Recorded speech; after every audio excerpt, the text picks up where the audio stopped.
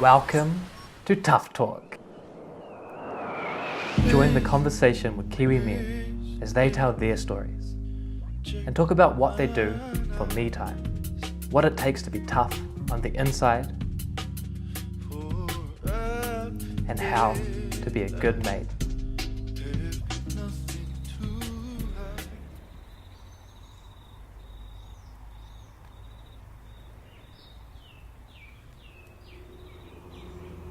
Kia ora, Cam. Kia ora, Sam.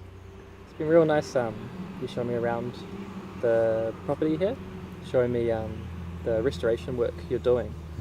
So I was wondering if you could tell me a little bit about your story. Well, I grew up on the north shore of Auckland City, lived in the same house in the burbs, maybe felt a little isolated from things like this, like the bush. Yeah. I have a memory of growing up where there was a big grass reserve and then that connected to a big block of bush, and we were always told as the kids in the community not to go into the bush because it was a dangerous place. So I guess when I started learning about the world and the environment and humans, the way that they all interacted, I started realizing that, well, maybe the bush is a place that I need to participate in. So just learning about the bush, I had some experience working in Auckland and various islands in the Hocking Gulf, but then a desire to work sort of more under my own umbrella and interact with the bush and those environments in the ways that I wanted to led me here, I guess, where I think a dialogue around how myself and the community that participates in this bush could help better it. Yeah, it's been interesting talking to you and hearing that really being in the bush, being out here is really important for you and how you feel. Mm-hmm. Could you speak to that a little bit more about why that is? Yeah, I think just when you go into the bush, you're already reminded just by the temperature and the sounds that this place is working really hard, but it goes a lot slower. Yep. And I think maybe that slowness or that pace is actually really beneficial to the way that I can work with it. So I know coming into the bush and just being really slow and observing, and maybe if I'm in a fast-paced environment, I might make judgment calls which aren't as appropriate because I haven't really reflected on them or something. But this environment, I can come in and slow down and really think about things, and it gives me the ability to maybe make better decisions about where I'm going or how I'm interacting with my communities or environment or my families and stuff like that. Do you think when you slow down the bush, you actually get more perspective? Like you certainly see the bigger picture? Yes. Yeah, so more time I spent with the bush, the more I realise that I am part of it. Yeah. Yeah. Yeah. Well, it sounds like it actually sounds like mindfulness to me. Mm-hmm. Like I find when I focus on the moment and do that in a calm way, Mm-hmm. I start to get out of that fast pace, caught up in what's happening, and really do start to see the big picture. So for you, it sounds like that's the bush. Yeah, it is the bush. Yeah, I'd like to use the trees and the birds and the succession of a forest as trying to understand the way that I engage with the world. So for you, the bush is almost a metaphor, but almost like a reflection of yourself and the way you see nature working gives you insight into yourself and your journey and beliefs. Yeah, exactly. Going back to those values and those ideas, like maybe an old climax tree might be like an idea of masculinity or something, and an older notion. But if we can go and interact with that forest, or maybe cut some of those trees down, they might fall and make a loud noise and hit the other plants on the way down and break off the limbs, and it might hurt, but it gives life to the other things that are sitting below that might need more light. So that's an interesting metaphor of looking at masculinity, because I'm really interested in that, like how men are, particularly in New Zealand. And yeah, it's interesting you say maybe the older tree falls down, And almost sounds like that kind of disturbance leads to growth. Yes, yeah, Yeah. exactly. So it's important to work as a community or group. Yeah, I think so.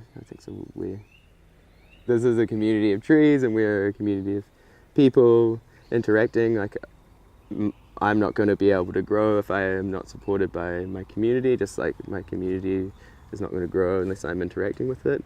The same with a forest. I think if a tree is going to struggle to grow on its own, I mean, they do it and they start forest eventually, but a tree is going to find it easier to grow if it's being supported by all of the things around it. I remember you showing me as we walked around the property, showing me different weeds and things that you were maybe assisting in terms of removing them, so then the forest can then take care of itself. Yeah, do you think that's what you're doing there is like a metaphor for maybe some of the work we need to do as a community, as a group of people? Yeah, I do. Yeah, like you've just said, we're designing for disturbance in our system. You know, this tree is going to fall down, and you know, myself as a tree is going to fall down, but I'm going to make sure that I'm creating an environment that all the mycelium can link up and feed all the other trees around here to grow even better than I could ever grow. I mean, I think that's the crux of it, really. you want the next generation to be able to be more prosperous than your own, I think.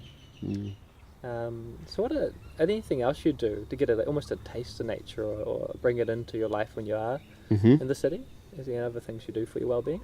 Yes, I like to go hiking in various places, and fishing is my great escape. Even though I don't feel like I'm escaping from anything, I'm just going and participating in something I really enjoy. Just being on that interface or that fringe of the ocean and the rocky coast, it's super diverse, and the wind's in your face, and you know, it's just you and your food, really. So is that important? Just trying to get a sense of what it is about fishing that makes you feel calm and gives you that space. Is it relates to food as well? Relates to? Yeah, I think it relates to food, but mainly it relates to well-being and practicing patience. You know, it's something that maybe I wasn't in the past, a very patient person, but just doing a one-dimensional thing and being patient has really sort of given me insight into myself and where my food comes from. And it's definitely food is a part of it. There's something really special about hunting your own game or catching your own fish. And when I can fish with others, I prefer to fishing with friends. Yeah. Why do it with others? What does that add for you? I think that's a really beautiful thing. Like going back to the food, sharing the food is so valuable. You know, it's almost the same as when I'm in the bush, because I'm feeling like I'm sharing this place, or the forest is sharing its place with me. So I want to be able to share and be shared with.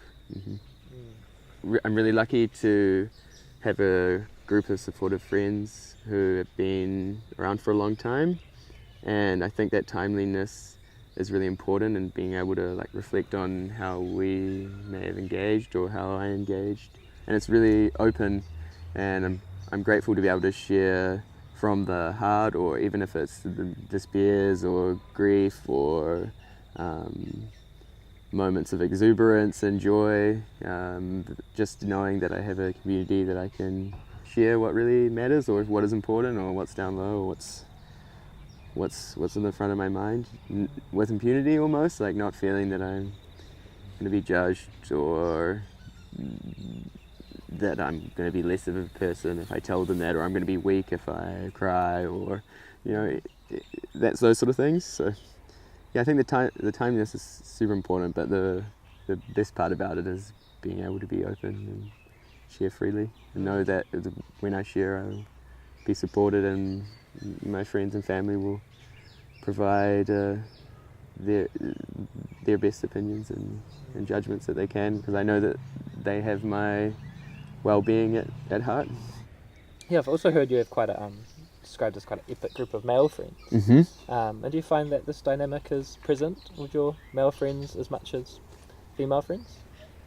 Well, I'm also really lucky to be surrounded by a group of amazing females, and they hold it down, and they're real examples of how maybe me and my male friends can interact. And I know that my male friends are open and supportive, and that's been a big part of my journey is the openness that they have supported me through. And I'm just really grateful that both my male and female friends have given me the opportunity to share myself authentically. Yeah, it's something that I hope and wish for everybody to be able to have. Yeah.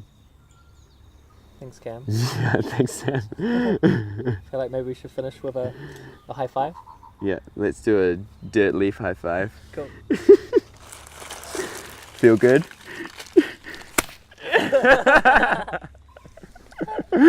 Thanks, that was awesome.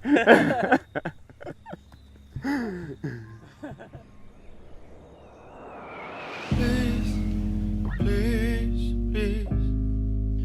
check my eyes.